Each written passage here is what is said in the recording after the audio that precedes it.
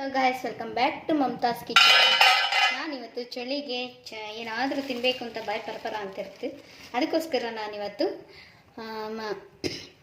ನಮ್ಮ ಹಳ್ಳಿ ಕಡೆಯಲ್ಲೆಲ್ಲ ನಮ್ಮ ತಾಯಿ, ನಮ್ಮ ಅಜ್ಜಿ ಅವರೆಲ್ಲ ಒಗ್ಗರಣೆ ಪುರಿ ಅಂತ ಮಾಡ್ತಾಯಿದ್ರು. ಮಳೆಗಾಲಕ್ಕೆ, ಈ ಕೋಲ್ಡ್ ವೆದರ್ಗೆ ಎಲ್ಲ ಹಳೆ ಕಾಲದ ತಿಂಡಿ ಒಗ್ಗರಣೆ ಪುರಿ, ಕಡಲೆಪುರಿ ಅಂತ ಮಾಡ್ತಾಯಿದ್ರು.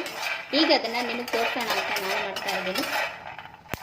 ಈಗಲೂ ಕೂಡ ನಮ್ಮ ಹಳ್ಳಿ ಕಡೆ ಈ ಥರ ಸೋನೆ ಮಳೆ ಹಿಡ್ಕೊಂಡು ಚಳಿಗೆ ಏನಾದರೂ ಒಂದೊಂಥರ ಸ್ನ್ಯಾಕ್ಸ್ಗಳು ಚೆನ್ನಾಗಿ ಮಾಡ್ತಾರೆ. ಆ ಕಡೆ ಸ್ಟೈಲೇ, ಹಳ್ಳಿ ಕಡೆ ಸ್ಟೈಲಲ್ಲಿ ಮಾಡೋ ಅಂಥ ಒಗ್ಗರಣೆ ಪುರಿನ ಈಗ ನಾನು ನಿಮಗೆ ಮಾಡಿ ತೋರಿಸ್ತಾ ಇದ್ದೀನಿ. ನೋಡ್ಕೊಳ್ಳಿ, ಚಳಿಗೆ ತುಂಬ ರುಚಿಯಾಗಿರುತ್ತೆ, ಅಷ್ಟೇ ಟೇಸ್ಟಿಯಾಗಿರುತ್ತೆ.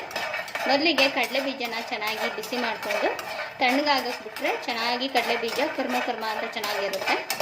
ನೋಡಿ, ಈ ರೀತಿಯಾಗಿ ಕಡಲೆ ಬೀಜನ ಫಸ್ಟು ಡ್ರೈ ರೋಸ್ಟ್ ಮಾಡ್ಕೋಬೇಕು. ಒಂದು ಸಣ್ಣ ಪ್ಲೇಟ್ಗೆ ಟ್ರಾನ್ಸ್ಫರ್ ಮಾಡ್ಕೊಳ್ಳೋಣ. ನೆಕ್ಸ್ಟು ಹುರ್ಗಡ್ಲೆನ ಡ್ರೈ ರೋಸ್ಟ್ ಮಾಡ್ಕೊಳ್ಳೋಣ. ಲೋ ಫ್ಲೇಮಲ್ಲೇ ಕಡಲೆನು ಕ್ರಿಸ್ಪಿ ಆಗೋವರೆಗೂ ಸ್ವಲ್ಪ ಡ್ರೈ ರೋಸ್ಟ್ ಮಾಡ್ಕೊಳ್ಳೋಣ. ಈ ರೀತಿಯಾಗಿ ಮನೇಲಿ ಒಂದ್ಸತಿ ಟ್ರೈ ಮಾಡಿ ನೋಡಿ, ಟೇಸ್ಟ್ ಹೇಗೆ ಬಂದಿತ್ತು ಅನ್ನೋದನ್ನು ಕಾಮೆಂಟಲ್ಲಿ ತಿಳಿಸಿ.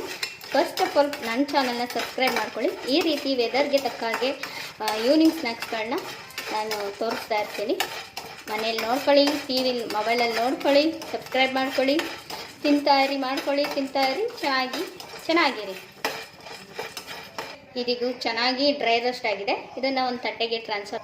ಪುರಿ ಒಗ್ಗರಣೆ ಹಾಕೋದಕ್ಕೆ ಫಸ್ಟು ಒಂದು ದೊಡ್ಡ ಬಾಣಲಿನ ತಗೊಂಡು ಇದಕ್ಕೆ 2 ಟೇಬಲ್ ಸ್ಪೂನ್ ತುಪ್ಪನ ಸೇರಿಸ್ಕೊಳ್ಳೋಣ.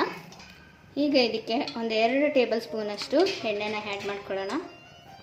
ಎಣ್ಣೆ ತುಪ್ಪ ಎಲ್ಲ ಕಾದ ನಂತರ ಇದಕ್ಕೆ ಸಾಸಿವೆನ ಹಾಕಿ ಮಿಕ್ಸ್ ಮಾಡ್ಕೊಳ್ಳೋಣ. ನಾನು ಪುರಿ ಒಗ್ಗರಣೆಗೆ ಒಂದು 3-4 ಗೆಡ್ಡೆ ಬೆಳ್ಳುಳ್ಳಿನ ಸಿಪ್ಪೆ ಸಮೇತ ಸುಲಿದುಕೊಂಡು ಜಜ್ಜಿಟ್ಕೊಂಡಿದ್ದೀನಿ. ಜಜ್ಜಿಟ್ಕೊಂಡಿರೋ ಅಂಥ ಬೆಳ್ಳುಳ್ಳಿ ಎಣ್ಣೆಯಲ್ಲಿ ಬೆಳ್ಳುಳ್ಳಿ ಚೆನ್ನಾಗಿ ಫ್ರೈ ಆಗಬೇಕು. ಇಲ್ಲೇ ಕಡಲೆ ಬೀಜ ಮಿಕ್ಸ್ ಮಾಡಿ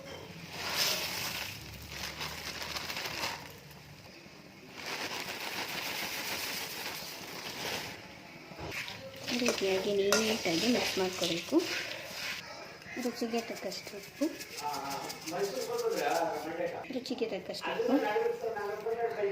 ಈಗ ಇದಕ್ಕೆ ಒಳ್ಳೆ ಚೆನ್ನಾಗಿ ಮಿಕ್ಸ್ ಕೊಡಬೇಕು. ಈ ರೀತಿಯಾಗಿ ಚೆನ್ನಾಗಿ ಮಿಕ್ಸ್ ಕೊಟ್ಟರೆ ನಿಮ್ಮ ಮುಂದೆ ರುಚಿಕರವಾದ ಚಳಿಗೆ ಸ್ನ್ಯಾಕ್ಸ್ ರೆಡಿಯಾಗಿದೆ.